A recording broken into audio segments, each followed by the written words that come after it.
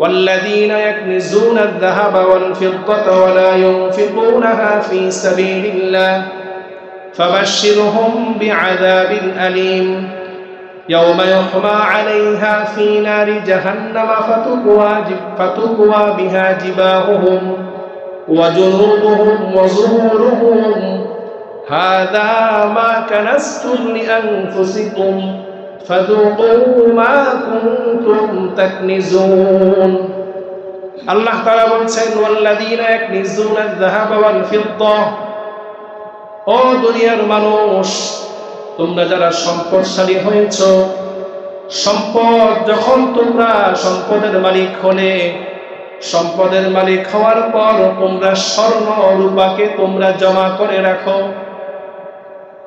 ওয়ালা ইউনফিকুনাহা ফি সাবিলিল্লাহ সম্পদ আল্লাহর রাস্তায় তোমরা ব্যয় করো না তোমাদের উপর যাকাতের বিধান ফরজ ছিল তোমরা যাকাত আদায় করো নাই দান সদকা করো নাই সদকাতুল ফিতর আদায় করো নাই সম্পদ শুধু জমিয়েছো ব্যাংকে জমিয়েছো ইন্ডাস্ট্রি করে জমিয়েছো জায়গা জমি খরিদ করে জমিয়েছো সম্পদ শুধু জমিয়েছো আর জমিয়েছো ও দুনিয়ার মানুষ যারা সম্পদের যাকাত আদায় করো নাই ফাবাশশিরহুম বিআযাবিন আলীম আল্লাহ তাআলা বলছেন হে নবী আপনি ওই সকল সম্পদশালী যাকাত অনাদায়কারী তাদেরকে কঠিন শাস্তির সুসংবাদ দিয়ে দেন ইয়াউমা ইউহমা আলাইহা ফি নারি জাহান্নাম ফাতুকওয়া বিহা জিবাহুহুম ওয়া জুনুবুহুম ওয়া যুহুরুহুম কিয়ামতের ময়দানে যেই সম্পদ মানুষ জমা করে রেখেছিল যেই সম্পদ থেকে যাকাত আদায় করলে সম্পদ কমে যাবে মনে করেছে কৃপণতা করেছে যেই সম্পদ ব্যাংক ব্যালেন্সে জমা করে রেখেছে আল্লাহ তাআলা বলছেন কিয়ামতের ময়দানে ওই সম্পদকে জাহান্নামের আগুনে প্রজ্বলিত করা হবে ওই সম্পদগুলোকে জাহান্নামের আগুনে জ্বালিয়ে ওই সম্পদ দিয়ে মানুষের কপালের মধ্যে মানুষের পিঠের মধ্যে মানুষের কোমরের মধ্যে সেক দেওয়া হবে দাগ দেওয়া হবে হাযা মা কানাসতুম লিআনফুসিকুম ফাযুকু মা কুনতুম তাকনিজুন সেই দিন বলা হবে ও দুনিয়ার মানুষ দুনিয়ার সম্পদ নিজের সম্পদ দাবি করে করে জমা করেছিলে তোমার উপর যাকাত ফরজ ছিল তুমি যাকাত আদায় করো নাই আজকে কিয়ামতের ময়দানে এই জাহান্নামে প্রজ্বলিত সম্পদ দ্বারা যে তোমাকে সেক দেওয়া হচ্ছে দাগ দেওয়া হচ্ছে সেই সম্পদ জমা করার মজা আজকে তুমি বুঝো আল্লাহুম্মা সাল্লি আলা মুহাম্মাদিন ওয়া আলা আলি মুহাম্মাদ কামা সাল্লাইতা আলা ইব্রাহিম ওয়া আলা আলি ইব্রাহিম ইন্নাকা হামিদুম মাজিদ اللهم بارك على محمد وعلى آل محمد كما باركت على إبراهيم وعلى آل إبراهيم إنك حميد مجيد الحمد لله ثم الحمد لله উপস্থিত মুআজ্জাজ মুকাররম ওয়াজিবুল ইহতিরাম সম্মানিত উলামায়ে কেরাম আমার পরম শ্রদ্ধাভাজন পিতৃতুল্য সম্মানিত মুরব্বিয়ানে কেরাম সমবয়সী দিন প্রিয় ইসলাম প্রিয় যুবক তরুণ ভাইয়েরা স্নেহের মাসুম বাচ্চারা পর্দার থেকে শ্রবণরত আমার দিনদার পর্দানিসীন সম্মানিত মা ও বোনেরা আমরা আল্লাহ তাআলার দরবারে সর্বপ্রথম শুকরিয়া আদায় করছি যে আল্লাহ সুবহানাহু ওয়া তাআলা পবিত্র মহিমান্বিত শ্রেষ্ঠতম মাহে রমাদানুল মুবারকের দ্বিতীয় জুমায় আল্লাহ তাআলা আমাদেরকে হায়াতে তয়্যিবা দান করে এই মুহূর্ত পর্যন্ত সুস্থ হায়াত দান করে আল্লাহ তাআলার মহান হুকুম জুমার ফরজ বিধান আদায়ের উদ্দেশ্যে আল্লাহ তাআলার ঘরে আমাদেরকে সকল কাজকর্ম থেকে ফারেক করে আমাদেরকে আসার বসার কোরআন সুন্নাহর আলোচনায় শামিল হওয়ার তৌফিক এনায়েত করেছেন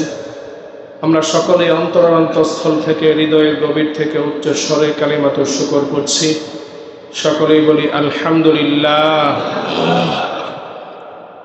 অসংখ্য অগণিত দরুদ এবং সালামের হাদিয়া পেশ করছি দু জাহানের বাদশাহ সরকারে দু আলম সৈয়দুল কাউনাইন ওয়াস সাকলাইন रहमतुल्लिल आलमीन आका इनामदार ताजदार मदीना जनाब मुहम्मदुर रसूलुल्लाह सल्लल्लाहु अलैहि वसल्लमेर प्रति मुहतरम हाजिरीन, पवित्र माह रमादानुल मुबारकेर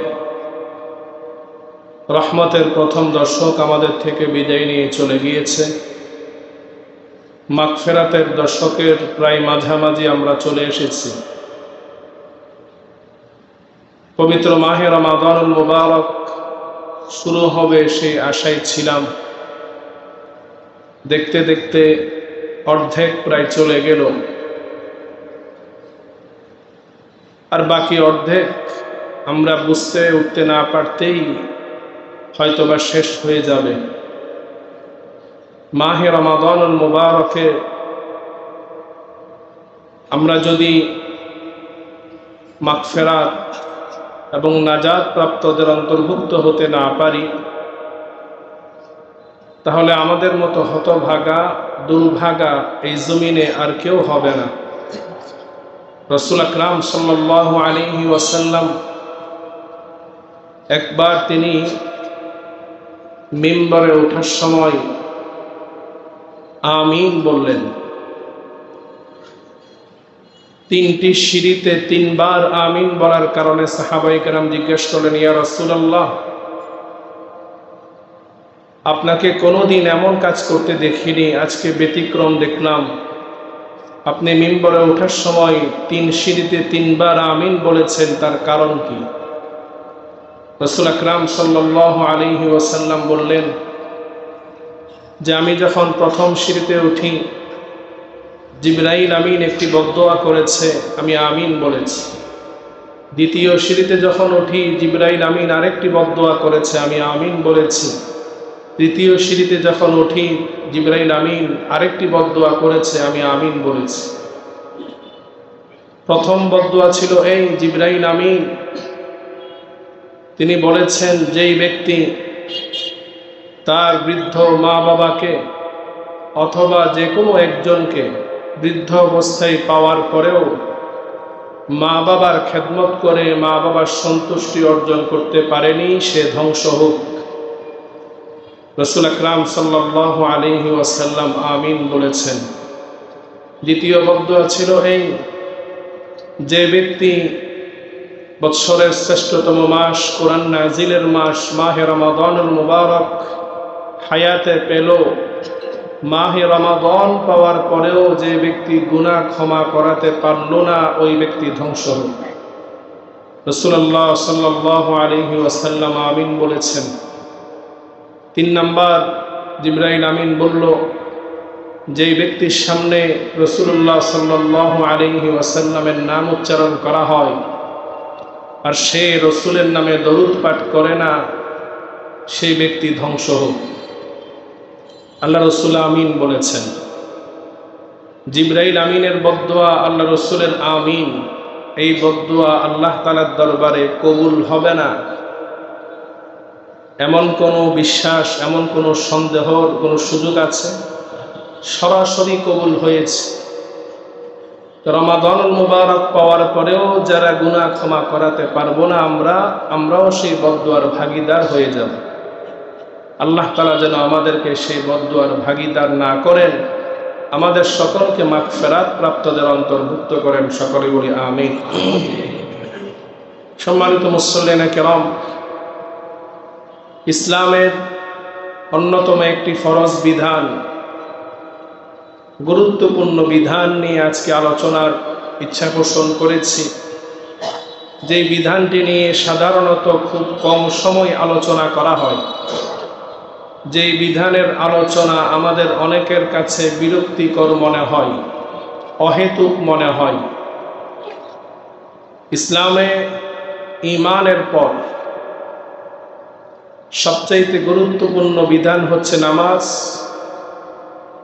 নামাজের পরেই আরেকটি গুরুত্বপূর্ণ বিধান হচ্ছে যাকাত।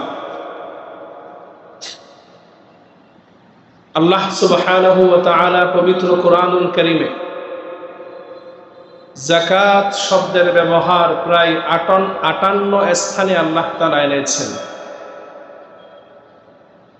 আল্লাহ সুবহানাহু ওয়া তাআলা নামাজ এবং যাকাত উভয়টি একই সাথে আলোচনা এনেছেন পবিত্র কোরআনুল কারীমের প্রায় 16টি স্থানে।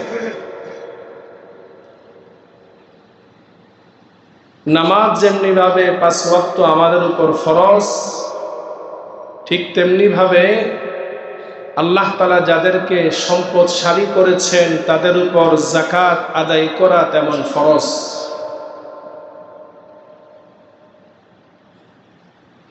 রাসূলুল্লাহ সাল্লাল্লাহু আলাইহি ওয়াসাল্লাম যখন ইন্তেকাল করেন, রাসূলের ইন্তেকালের পরে মুসলমানদের অবস্থা যখন কিছুটা খারাপ ছিল, ওই সময় হযরত আবু বকর রাদিয়াল্লাহু আনহু তিনি খেলাফতের দায়িত্বপ্রাপ্ত হন। ওই নাজুক পরিস্থিতিতে মুসলমানদের কিছু সংখ্যক মুসলমান তারা ইসলামের অন্যতম ফরজ বিধান যাকাত আদায়ে অস্বীকৃতি জানিয়েছিল। আল্লাহ তাআলা আমাদেরকে যে নিয়ামত দান করেছেন তার মধ্যে অন্যতম শ্রেষ্ঠতম নিয়ামত আমাদের জীবন। আরেকটি নিয়ামত হচ্ছে আমাদের সম্পদ। আমাদের জীবন এবং আমাদের সম্পদ, আমাদের জান, আমাদের মাল, এই দুটি প্রদত্ত নিয়ামত আমাদেরকে কে দান করেছেন? আল্লাহ সুবহানাহু ওয়া তাআলা। এই জান আল্লাহর দেয়া নিয়ামত, এই সম্পদ আল্লাহর দেয়া নিয়ামত। আল্লাহ তাআলা যাকে ইচ্ছা করেছেন সম্পদ বেশি দিয়েছেন, যাকে ইচ্ছা করেছেন কম দিয়েছেন। আল্লাহ তাআলা পবিত্র কোরআনুল কারীমের মধ্যে ইরশাদ করেছেন, যারা মুমিন, যারা নিজেদেরকে ঈমানদার দাবি করে, যারা নিজেদের লক্ষ্যবস্তু জান্নাত বানিয়েছেন, যারা জান্নাতে যেতে চায়, জান্নাতে যেতে আগ্রহী, আমি মুমিনদের কাছ থেকে তাদের জান এবং তাদের মাল উভয়টি আমি খরিদ করে নিয়েছি, ক্রয় করে নিয়েছি। আল্লাহ তাআলা আমাদের জান এবং মাল আল্লাহ তাআলা আমাদেরকে দান করার পর আল্লাহ তাআলা বলছেন, আমি মুমিনদের কাছ থেকে তাদের জান মাল ক্রয় করে নিয়েছি। কিসের বিনিময়ে? ইন্নাল্লাহা আশতারা মিনাল মুমিনিনা আনফুসাহুম ওয়া আমওয়ালাহুম বিআন্না লাহুমুল জান্নাহ। মুমিনের জান মাল আমি জান্নাতের বিনিময়ে ক্রয় করে নিয়েছি। মুমিন আমার জন্য সে তার জান দিবে, আমার জন্য সে তার মাল দিবে, বিনিময়ে তাকে আমি জান্নাত দিব। জান্নাতের মর্যাদা বেশি না মালের মর্যাদা বেশি? জান্নাতের মর্যাদা বেশি না জানের মর্যাদা বেশি? কিন্তু বাস্তবিক পক্ষে আমাদের কাছে আমাদের জীবনের দাম বেশি, আমাদের সম্পদের দাম বেশি। এটি আমাদের কাজ কর্মের ফলাফল। আমাদের কর্ম দেখলে মনে হয় যে আমার জান্নাতের প্রয়োজন নাই, আগে আমার জান বাঁচাতে হবে। আমাদের কর্ম দেখলে মনে হয় আমাদের সম্পদ আল্লাহর রাস্তায় ব্যয় করার প্রয়োজন নাই, জান্নাতের প্রয়োজন নাই, আমার সম্পদ আমাকে জমা করতে হবে, আমাকে ধনী হতে হবে। আমাদের মন মানসিকতা এখন এই পর্যায়ে পৌঁছে গিয়েছে। আল্লাহ তাআলার পক্ষ থেকে যেহেতু আমাদের জান এবং মাল জান্নাতের বিনিময়ে আল্লাহ তাআলা খরিদ করে নিয়েছেন, সুতরাং জান এবং মালের মালিকানা এখন আমাদের দাবি করা এটা সম্পূর্ণ বোকামি। হ্যাঁ, কেউ যদি এই কথা মনে করেন যে আমার জান্নাতের প্রয়োজন নাই, তাহলে আপনি দাবি করতে পারেন এই মালের মালিক আমি, এই জানের মালিক আমি। আমার জান্নাত প্রয়োজন নাই, আমি জাহান্নামে যেতে রাজি, তাদের বিষয় আলাদা। আর যদি আমরা মনে করি যে আমাদের জান্নাতের প্রয়োজন আছে, আমরা জান্নাতে যেতে চাই, তাহলে আমাদের দাবি থাকতে হবে এটাই যে আমার জান মাল সবকিছুর মালিক কে? আল্লাহ সুবহানাহু ওয়া তাআলা। আল্লাহ তাআলার পক্ষ থেকেই এই জানের কিছু ইবাদত আল্লাহ তাআলা দিয়েছেন, মালের কিছু ইবাদত আল্লাহ তাআলা দিয়েছেন। জানের ইবাদত শারীরিক কষ্টের মাধ্যমে যে ইবাদত করা হয়, নামাজ পড়তে গেলে ঘর থেকে হেঁটে হেঁটে মসজিদে আসতে হয়, দাঁড়িয়ে থাকতে হয়, রুকু করতে হয়, সিজদা করতে হয়, এটা আমাদের শারীরিক কষ্ট হয়, এটা হচ্ছে জানি ইবাদত, বদনি ইবাদত। জানি ইবাদত যেমনি ভাবে আমরা করি, ঠিক তেমনি ভাবে আল্লাহ তাআলা মালি ইবাদত আমাদের জন্য ফরজ করেছেন, সেটা হচ্ছে যাকাত। এখন আমাদের সমাজে আমরা জানি ইবাদত অনেকেই করি, অনেকেই নামাজের ক্ষেত্রে অনেক আগ্রহী, কিন্তু যাকাতের বেলায় আসলে আমরা 10 হাত দূরে চলে যাই। যাকাতের কথা বললেই মনে হয় যেন আমার সম্পদের মধ্যে আল্লাহ তাআলা জোর করে ভাগ বসাচ্ছেন, মনে হচ্ছে যেন আল্লাহ তাআলা আমার অর্জিত সম্পদ কেড়ে নিয়ে যাচ্ছেন। আমাদের মন মানসিকতা এখন তেমন হয়ে গিয়েছে। আমাদের অন্তরের মধ্যে যে কৃপণতার যে রোগ বাসা বেঁধেছে, হাদিসের মধ্যে এসেছে যারা কৃপণ, বখিল, এটা মারাত্মক একটা ব্যাধি। আর এই কৃপণতা, এই বখিলামি এমন একটা মারাত্মক ব্যাধি, যাদের মধ্যে এই রোগটা আছে, রাসূলুল্লাহ সাল্লাল্লাহু আলাইহি ওয়াসাল্লাম বলেছেন, কৃপণ ব্যক্তি সে অন্যান্য ইবাদত বন্দেগী করে, কিন্তু সে সম্পদের যাকাত আদায় করে না, সাদাকা আদায় করে না, দান করে না। ওই কৃপণ ব্যক্তি যাকাত আদায় না করার কারণে, সাদাকা আদায় না করার কারণে, কৃপণতা করার কারণে অন্য ইবাদত করলেও সে জাহান্নামী।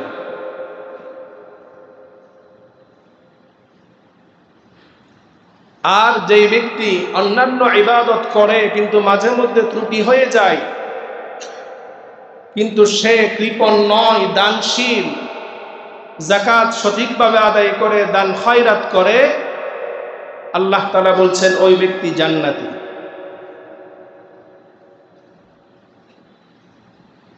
যে ব্যক্তি দানশীল, যার মন প্রশস্ত, মন বড়, অকাতরে দান করে, যাকাত আদায় করে, সে আল্লাহ তাআলার খুব নিকটবর্তী হয়ে যায়। আস-সাখিয়্যু করিবুম মিনাল্লাহ, সে খুব আল্লাহ তাআলার প্রিয় হয়ে যায়। করিবুম মিনাল জান্নাহ, সে জান্নাতের খুব নিকটবর্তী চলে যায়। আর যে ব্যক্তি বখিল, বাঈদুন আনিল্লাহ, আল্লাহ তাআলা থেকে সে দূরে সরে যায়। বাঈদুন আনিল জান্নাহ, জান্নাত থেকে সে দূরে সরে যায়। করিবুম মিন জাহান্নাম, জাহান্নামের নিকটবর্তী হয়ে যায়। আল্লাহ রাসূলের কাছে সাহাবায়ে কেরাম জিজ্ঞাসা করলেন, ইয়া রাসূলুল্লাহ, কোন গুণের কারণে মানুষ বেশি জান্নাতি হবে? রাসূল আকরাম সাল্লাল্লাহু আলাইহি ওয়াসাল্লাম বলেন, যে ব্যক্তি বেশি পরিমাণ দান করে, এই দানশীলতার কারণে আল্লাহ তাআলা ওই সকল ব্যক্তিদেরকে বেশি পরিমাণ জান্নাত দান করবেন। আরেক ব্যক্তি হলো যাদের কলব পরিষ্কার, কলবে সালিম, কলবের মধ্যে কোনো ময়লা নেই, অহংকার নাই, তাকাব্বুর নাই, হিংসা নেই, বিদ্বেষ নেই, ওই পরিষ্কার দিলওয়ালা মানুষগুলো বেশি জান্নাতি হবে।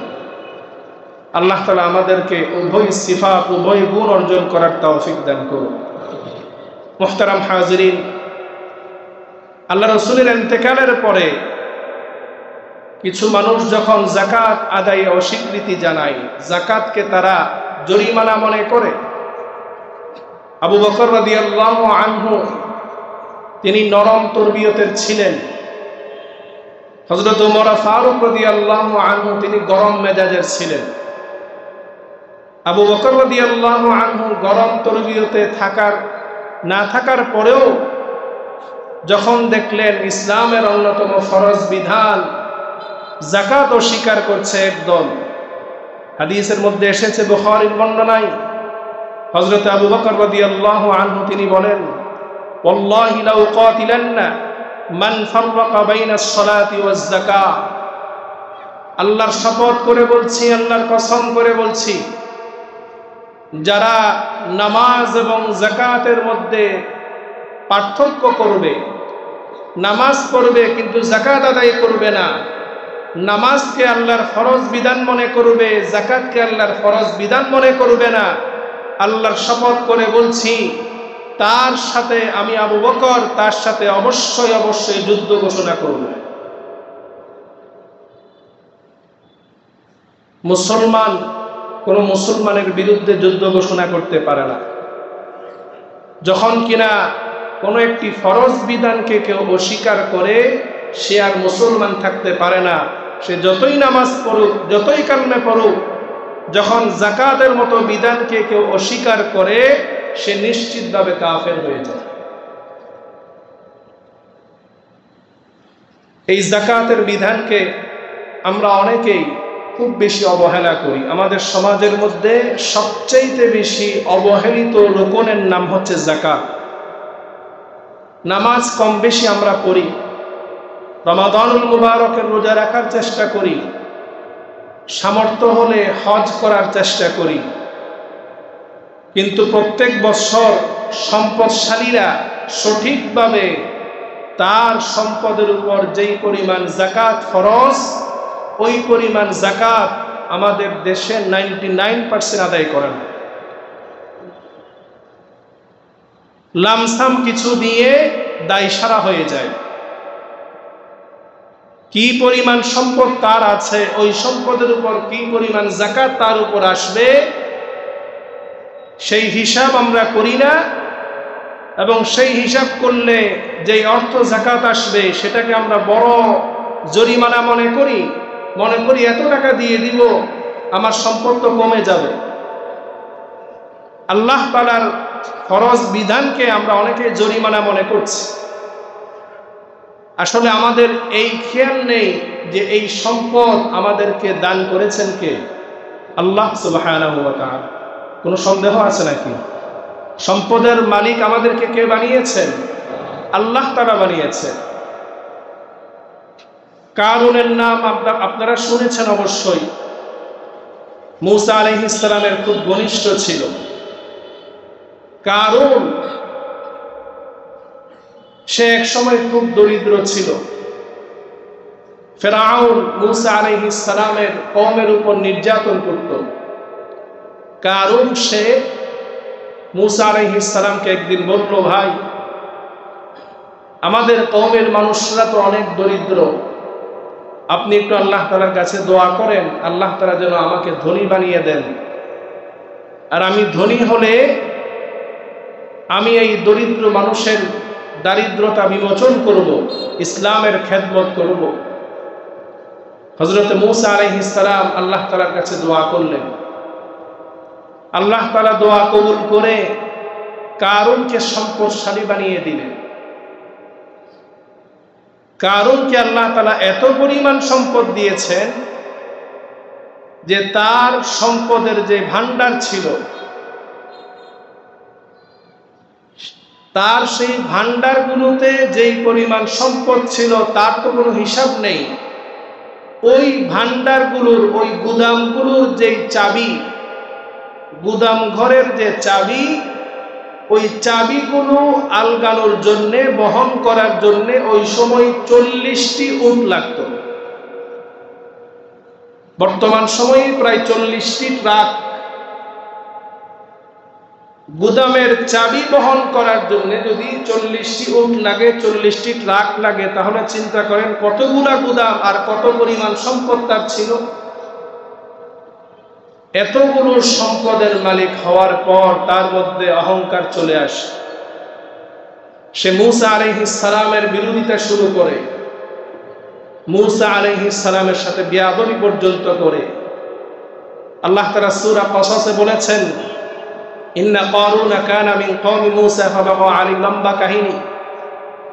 মূসা আলাইহিস সালাম বলেছেন, আহসিন কামা আহসানাল্লাহু ইলাইক, হে কারুন, আল্লাহ তাআলা তোমার উপর যেমনি ভাবে ইহসান করেছেন, দয়া করেছেন, তোমাকে সম্পদশালী বানিয়েছেন আল্লাহ তাআলা, তুমি সেই সম্পদ আল্লাহর রাস্তায় ব্যয় করে তুমি মানুষের প্রতি দয়া করো। কারণ সেই দিন বলেছে যে এই সম্পদ যে অর্জন হয়েছে, এই সম্পদের মালিক যে আমি হয়েছি, ক্বালা ইন্নামা উতীতুহু আলা ইলম, সম্পদের মালিক হওয়ার পর কারণ বলে এই সম্পদ তো আমি আমার নলেজ দিয়ে, আমি আমার জ্ঞান দিয়ে, আমি আমার যোগ্যতা দিয়ে অর্জন করেছি। এই সম্পদ আল্লাহ তাআলা আমাকে কখন দিয়েছেন? নাউযুবিল্লাহ। সেই কারণের স্বভাব আমাদের মধ্যেও আছে। আমরা একবার চিন্তা করি না যে আমি এক সময় কি ছিলাম? সবাই একটু চিন্তা করেন যাদেরকে আল্লাহ তাআলা সম্পদ দিয়েছে, যে এক সময় তো এমন ছিলাম যখন যাকাত দেওয়ার মতো সম্পদ আমাদের কারণ ছিল না। ঠিক কি ঠিক না? আমি আমার নিজের কথাও বলি যে কম হলেও আমার উপরেও যাকাত ফরজ, কিন্তু আমি এক সময় এমন ছিলাম যখন আমার উপর যাকাত ফরজ হওয়ার মতো সম্পদ আমার ছিল না, আমাদের কারণ ছিল না। কিন্তু আল্লাহ তাআলা আমাদেরকে যে সম্পদ দিয়েছেন, যে সম্পদের উপর এখন আমাদের যাকাত ফরজ, সেটা তো আল্লাহর দয়া, আল্লাহর অনুগ্রহ। আল্লাহ তাআলা দিয়েছেন বিধায় আমরা সম্পদের মালিক হয়েছি। এখন আমরা বলি না, আমি আমার বুদ্ধি দিয়ে, আমি আমার জ্ঞান দিয়ে, আমি আমার যোগ্যতা দিয়ে সম্পদের মালিক হয়েছি। এটা তো সেই কারণের মতো আচরণ, কারণের মতো অহংকারী। কারণ যখন সম্পদের বড়াই করেছে, আল্লাহর হুকুমের অবাধ্যতা করেছে, আল্লাহর পয়গম্বর মূসা আলাইহিস সালামের সাথে বেয়াদবি করেছে, আল্লাহ তাআলা কারুনকে শাস্তি স্বরূপ সেই যেই বেয়াদবি করেছে, আল্লাহ সুবহানাহু ওয়া তাআলা কারুনকে তার সম্পদ সহ মাটির নিচে দাবিয়ে দিয়েছে। কিয়ামত পর্যন্ত সে মাটির নিচে দাবতেই থাকবে। এই জন্য মুহতারাম হাজিরিন, সম্পদ আমি অর্জন করেছি আমার মেধা দিয়ে, আমার যোগ্যতা দিয়ে, আমার পরিশ্রম দিয়ে, এই চিন্তা চেতনা হচ্ছে কারুনের চিন্তা চেতনা।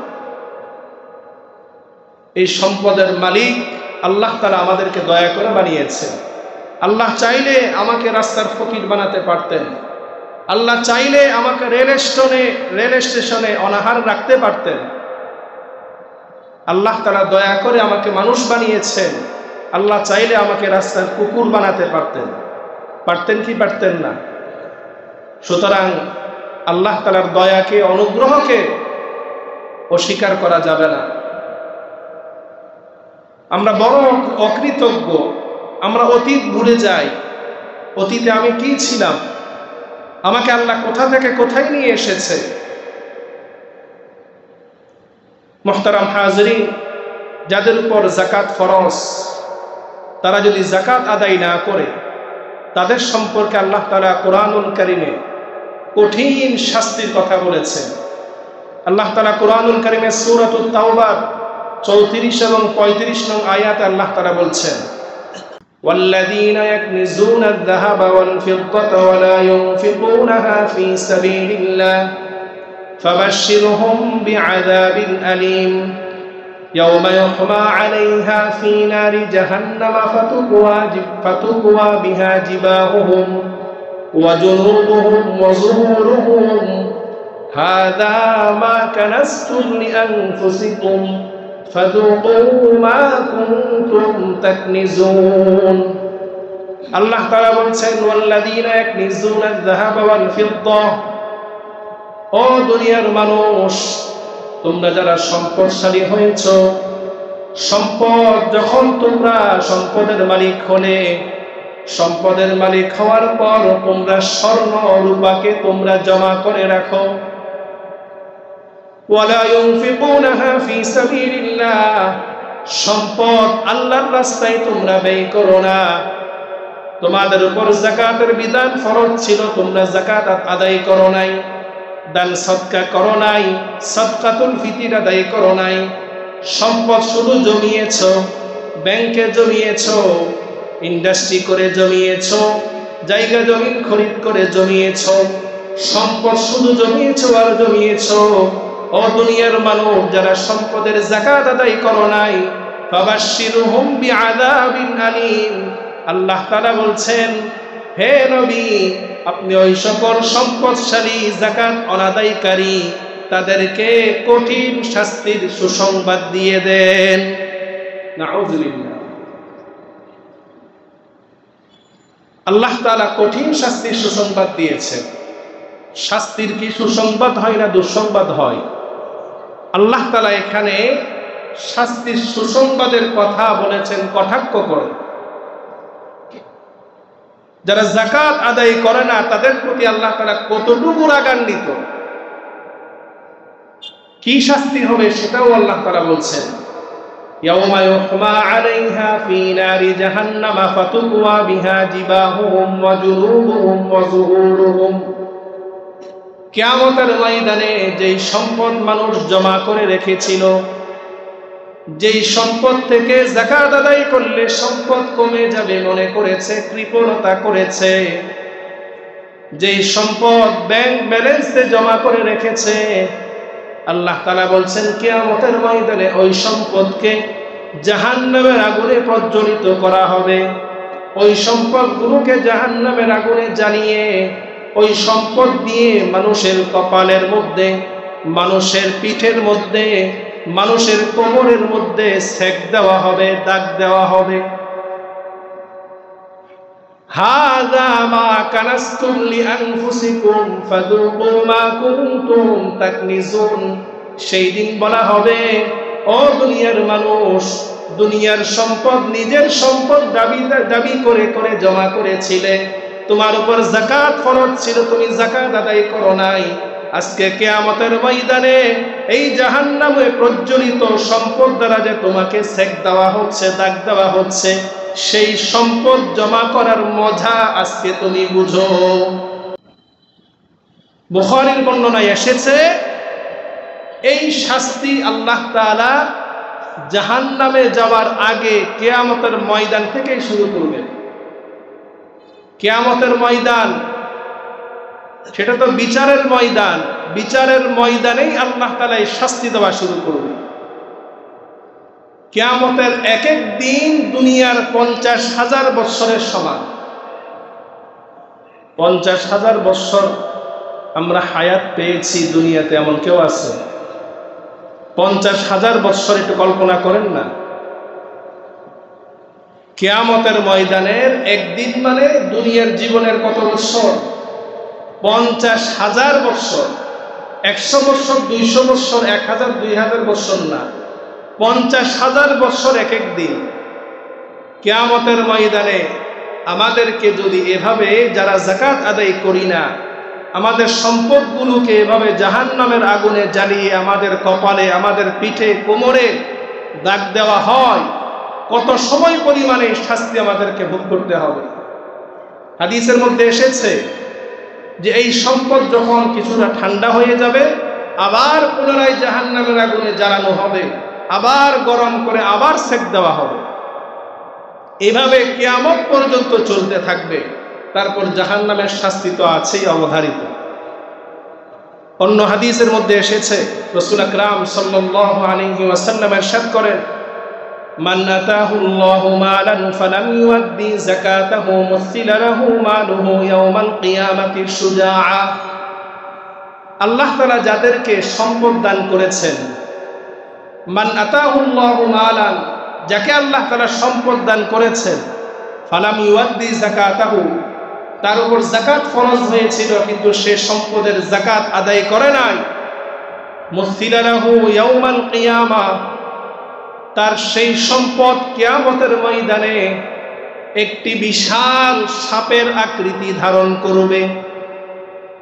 শুজাআন আকরাউ, এমন ভয়াবহ সাপ, এমন বিষাক্ত সাপ, যেই সাপের বিষের কারণে তার মাথার চুল পর্যন্ত উঠে যাবে, মাথাটা টাক হয়ে যাবে। ওই সাপের চোখের উপরে কালো কালো দাগ পড়ে যাবে। রাসূল বলেন ইউতাউবিকুহু ইয়াউমাল কিয়ামাহ, ওই সম্পদ এই বিষাক্ত সাপের আকৃতি হয়ে যে ব্যক্তি দুনিয়াতে যাকাত আদায় করে নাই তার গলার মধ্যে পেঁচিয়ে দেওয়া হবে। ইয়াখুযু বিলিহজামাতাইহি ইয়ানি বিশিদকাইহি সুম্মা ইয়াকুলু আনা মালুকা আনা কানজুকা। ওই দিন এই সাপ, বিষাক্ত সাপ, যারা যাকাত আদায় করে নাই সম্পদের, তাদেরকে কামড় দিবে আর বলবে আমি হলাম তোমার দুনিয়ার ওই সম্পদ, ওই মাল যেটা তুমি জমা করে রেখেছো, যাকাত আদায় করো নাই। জাহান্নামের আগুনের শাস্তি যদি পেতে চাই, সাপের দংশন যদি আমরা ভোগ করতে চাই, এই সক্ষমতা যাদের আছে তারা যাকাত আদায় না করলেও চলবে।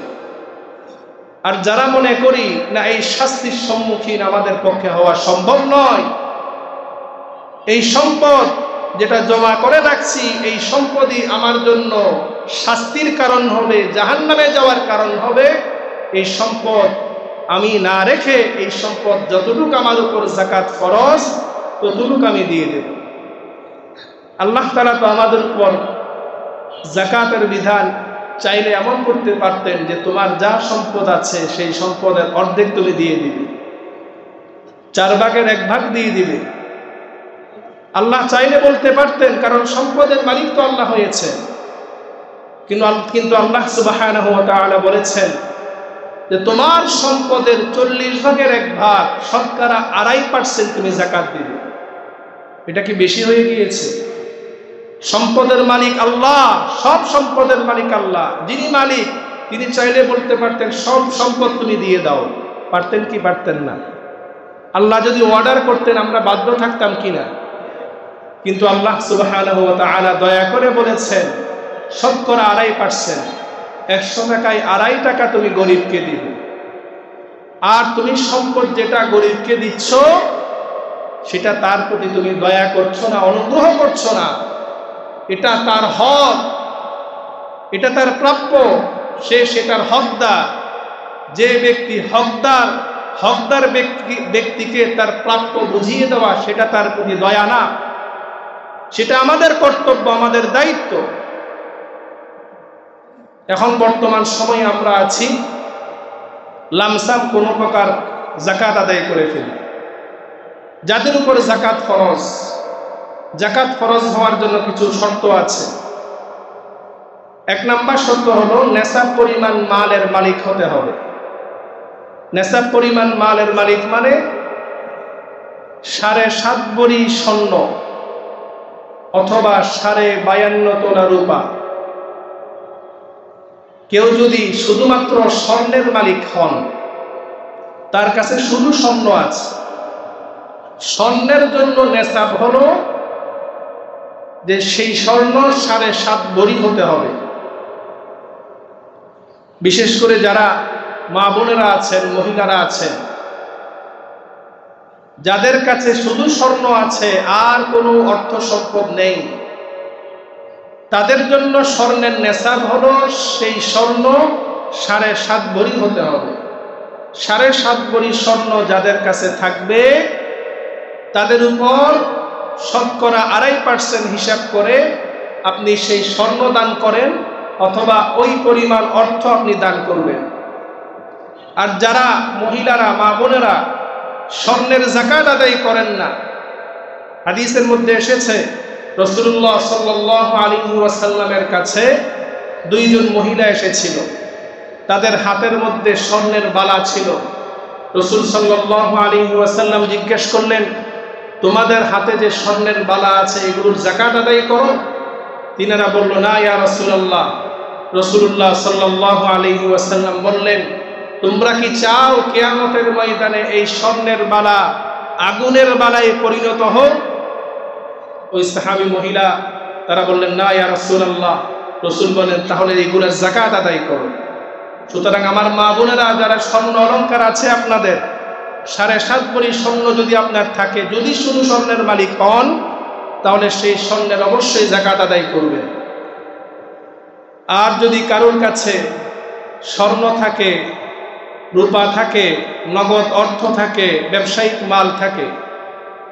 যাকাতের চারটি বর্তমান সময়ের মধ্যে চারটি মাল সাধারণত আমাদের মধ্যে বিদ্যমান রয়েছে: স্বর্ণ, রূপা, নগদ অর্থ এবং ব্যবসায়িক মাল।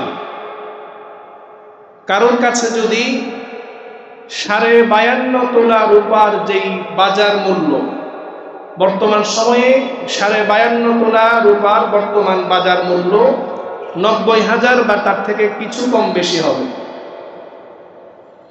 এই 90,000 টাকা কারোর কাছে যদি নগদ থাকে, অথবা রূপা, স্বর্ণ, নগদ টাকা, ব্যবসায়িক মাল চারোটার সমন্বয়ে থাকে বা দুটির সমন্বয়ে থাকে, তাহলে ওই ব্যক্তি নেশাব পরিমাণ মালের মালিক। নেশাব পরিমাণ মালের মালিক হওয়ার পরে ওই সম্পদ তার হাউলানে হাউল 1 বছর অতিবাহিত হতে হবে। নেশাব পরিমাণ মালের মালিক হলেই যাকাত ফরজ না। নেশাব পরিমাণ মালের মালিক হওয়ার পরে ওই সম্পদের উপর তার 1 বছর অতিবাহিত হবে। 1 বছর যদি ওই মাল থাকে, তার নেশাব পরিমাণ মাল যদি থাকে, যদি 1 বছর আগে নেশাব পরিমাণ মালের মালিক ছিলাম, কিন্তু 1 বছর শেষ হওয়ার আগে সেই নেশাব পরিমাণ মালের চাইতে কমে গিয়েছে, তার উপর যাকাত ফরজ হবে না। 1 বছর আগে নেশাব পরিমাণ মালের মালিক হয়েছিলাম, কিন্তু 1 বছর পরে এসে আমার সম্পদ বেড়ে দ্বিগুণ হয়েছে, তাহলে আমার উপর যতটুকুন সম্পদ বেড়েছে সেগুলোর উপরেও আমার উপর যাকাত ফরজ হবে। মুহতারাম হাজরিন, যাকাত ফরজ হওয়ার জন্য আরেকটি শর্ত হচ্ছে, আমাদের যে মৌলিক প্রয়োজন রয়েছে, মৌলিক প্রয়োজনের অতিরিক্ত সম্পদ থাকতে হবে। আমাদের নিজেদের ব্যক্তিগত পারিবারিক যে মৌলিক আমাদের যেই খাদ্য, বস্ত্র, বাসস্থান, চিকিৎসা ইত্যাদি যে প্রয়োজনীয় যে খরচাতি আছে, সেগুলো বাদ দিয়ে, সেগুলোর অতিরিক্ত কারোর কাছে যদি বর্তমান সময়ে 90,000 টাকা সমপরিমাণ কারোর কাছে যদি ব্যবসায়িক মাল, নগদ অর্থ, রূপা বা স্বর্ণ থাকে, তাহলে তার উপর যাকাত ফরজ হবে। তাহলে যাকাত ফরজ হওয়ার জন্য প্রথমত 3টি শর্ত বললাম। 1 নম্বর, নেশাব পরিমাণ মালের মালিক হতে হবে। 2 নম্বর, 1 বছর অতিবাহিত হতে হবে। 3 নম্বর, মৌলিক প্রয়োজনের অতিরিক্ত হতে হবে। আরেকটি শর্ত যেটা আমরা সকলেই জানি, মুসলিম হতে হবে, আকেল, প্রাপ্তবয়স্ক হতে হবে, তার উপর যাকাত ফরজ। কোনো বালেগ, অপ্রাপ্তবয়স্ক কোনো বাচ্চার উপর যাকাত ফরজ হবে না। এই যাকাত আমরা কোন খাতে ব্যয় করব, কাদেরকে ব্যয় করব, এই বিষয়ে আল্লাহ সুবহানাহু ওয়া তাআলা পবিত্র কুরআনুল কারীমের সূরাতুত তাওবায় আল্লাহ তাআলা বলেছেন, ইন্নামাস সাদাকাতু লিল ফুকারা'i ওয়াল মাসাকিন ওয়াল 'আমিলিনা 'আলাইহা ওয়াল মুআল্লাফাতি কুলুবুহুম ওয়া ফির রিকাবি ওয়াল গারিমিনা ওয়া ফি সাবিলিল্লাহি ওয়া বিনিস সাবিল ফরিদাতান মিনাল্লাহ। এখানে যাদেরকে যাকাত দেওয়া যাবে তাদের নাম উল্লেখ করা হয়েছে। তাদের মধ্যে ফকির, মিসকিন, তাদের মধ্যে দাস আজাদ করার ব্যাপারে ঋণগ্রস্ত ব্যক্তি যারা আছে, যারা আল্লাহর রাস্তায় জিহাদ করে, তাদের জন্য, মুসাফিরের জন্য ইত্যাদি ইত্যাদি। তো যাকাত আদায়ের ক্ষেত্রে আমাদের করণীয় হলো, আমরা প্রথমে আমাদের সম্পদ, যেটা আমাদের মৌলিক প্রয়োজনের অতিরিক্ত, সেটা আমরা আগে হিসাব করব টোটাল। আপনি একটা বিষয় খেয়াল রাখবেন, আপনি একটি ফ্ল্যাট কিনেছেন, একটি বিল্ডিং ক্রয় করেছেন, উদ্দেশ্য হলো সেই বিল্ডিং বিক্রি করে দিবেন, ফ্ল্যাট বিক্রি করবেন, সেটা আপনার ব্যবসায়িক মাল। আপনি যদি নিজে থাকার জন্য কিনেন, তাহলে সেটা আপনার নিজের প্রয়োজনের ভিতরে চলে যাবে। আর যদি আপনি ব্যবসার উদ্দেশ্যে কিনেন, জায়গা কিনছেন, এই জায়গা কিছুদিন পরে বিক্রি করে দিবেন, এটা আপনার ব্যবসায়িক সম্পদ, এটার উপর যাকাত আসবে। এই জায়গার দাম যদি 1 কোটি টাকা হয়, তাহলে 1 কোটি টাকার যাকাত আপনি দিবেন। আর যদি না, আমি এই জায়গা ক্রয় করেছি বিক্রি করার উদ্দেশ্য নয়, আমি এখানে বসবাস করব, তাহলে সেটার জন্য যাকাত নাই। মোটামুটি ব্যবসায়িক উদ্দেশ্যে আপনি গাড়ি কিনেন, বাড়ি কিনেন, যাই কিনেন, ব্যবসায়িক মাল হলে সেটার উপর যাকাত আসবে। যাকাত বিশেষ করে আমরা দেওয়ার ক্ষেত্রে সব সম্পদগুলো আমরা একটা হিসাব করব, হিসাব করে 2.5% কত টাকা আসে সেই টাকাটা আমরা আলাদা করে ফেলব। সেটা আলাদা করে তারপর আমরা যাকাত আদায় করব। এমনি মনে চাই 1000, 2000, 5000 দিয়ে দিলাম হিসাব ছাড়া, এটার দ্বারা যাকাত আদায় হবে না। আপনি নামাজ পড়তে আসলেন, জুমার নামাজ ফরজ 2 রাকাত, আপনি মনে চাইলো 1 রাকাত পড়লেন, মনে চাইলো 3 রাকাত পড়লেন, নামাজ হবে? আপনার যতটুকুন আল্লাহ তাআলা ফরজ করেছেন ততটুকুন আদায় করতে হবে। ঠিক তেমনিভাবে যাকাতের ক্ষেত্রেও একই নিয়ম। আপনার সম্পদ টোটাল হিসাব করে 2.5%, শতকরা 2.5%, 40 ভাগের 1 ভাগ কতটুকুন আসে ততটুকুন হিসাব করে আলাদা করে ততটুকুন আপনি যাকাত দিয়ে দিবেন। যাকাতের ক্ষেত্রে একটি বিষয় আমরা খেয়াল রাখবো, যাকাতের পরিচয় সম্পর্কে আল বাহরুর রায়েক একটি বিশ্ববিখ্যাত একটি ফতোয়ার কিতাব, ফিকহি গ্রন্থ, সেখানে যাকাতের একটি পরিচয় দেওয়া হয়েছে। যাকাত বলা হয় হিয়া তামলিকুল মাল লি ফাকিরিন মুসলিমিন। যাকাত যে আমরা দান করব, একজন মুসলমান ফকিরকে, গরিবকে আমরা ওই সম্পদের মালের মালিক বানিয়ে দিব। যেই টাকাটা দিব ওই টাকাটা একজন ফকিরকে সম্পূর্ণভাবে মালিক বানিয়ে দিব। বিশারতি কতইল মানফাআতি আলাল মামাল্লাক, তাকে যে আমি যাকাত দিলাম, সেই যাকাত দেওয়ার কারণে তার কাছ থেকে কোনো প্রকারের উপকার, তার কাছ থেকে কোনো প্রকারের বিনিময় আশা করা যাবে না। আমরা অনেকেই আছি রাজনৈতিক উদ্দেশ্যে যাকাত দিই, যে তোমাকে যাকাত দিছি, তুমি কিন্তু ভোটটা আমাকে দিবেন, আছে না নাই? এই যে আপনি তার কাছ থেকে যে উপকার চাচ্ছেন, এই চাওয়ার দ্বারা আপনার যাকাত আদায় নষ্ট হয়ে যাবে। যাকাত দিবেন, তাকে সম্পূর্ণ মালের মালিক বানিয়ে দিবেন, তার কাছ থেকে কোনোদিন সেটা দাবি করতে পারবেন না।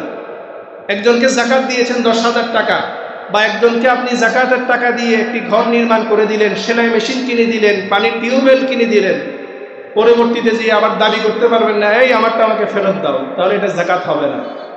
2 নম্বর শর্ত হলো তার কাছ থেকে কোনো প্রকারের উপকার আপনি আশা করতে পারবেন না। যাকাত আদায় করবেন একমাত্র আল্লাহ তাআলার সন্তুষ্টির জন্য। তো যাকাত আদায়ের জন্য ব্যক্তিকে মালের মালিক বানিয়ে দিতে হবে। ব্যক্তিকে মালের মালিক বানিয়ে দিলে তখন যাকাত আদায় হবে।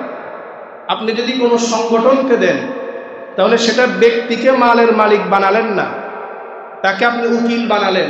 এই জন্য কোনো সংগঠনকে যাকাত দেওয়ার ক্ষেত্রে খুব সতর্কতার সাথে দিতে হবে।